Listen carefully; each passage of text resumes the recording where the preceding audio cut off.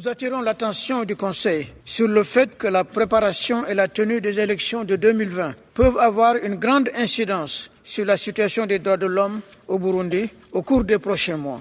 Le respect des droits de l'homme et des libertés fondamentales, ainsi que l'existence d'un état de droit et d'un pluralisme politique sont essentiels à l'organisation d'élections qui soient réellement démocratiques, libres et crédibles en 2020.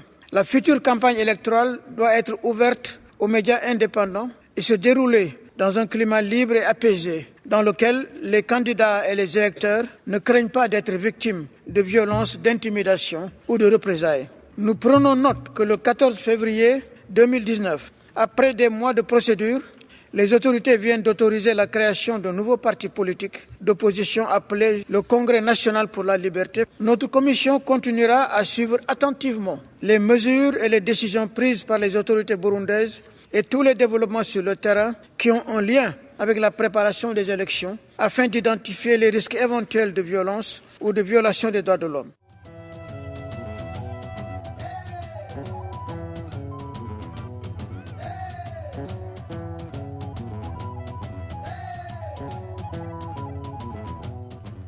Un œil très vigilant devait être gardé sur le Burundi à cette période cruciale où aucune préparation dans le sens de l'inclusivité, dans le sens de l'apaisement, de la sécurité et dans le sens des élections crédibles n'est en train d'être faite.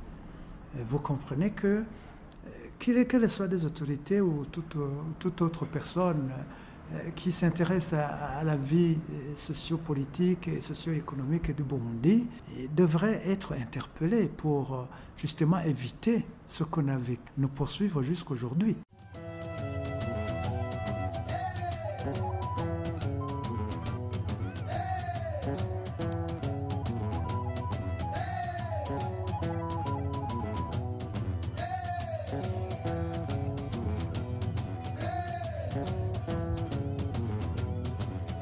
Il n'y a lieu de s'inquiéter pour les élections de 2020 parce que le référendum qui s'est déroulé en 2018 a été une bonne image où toutes les formations politiques ou organisations politiques ont prôné les convictions sans s'inquiéter.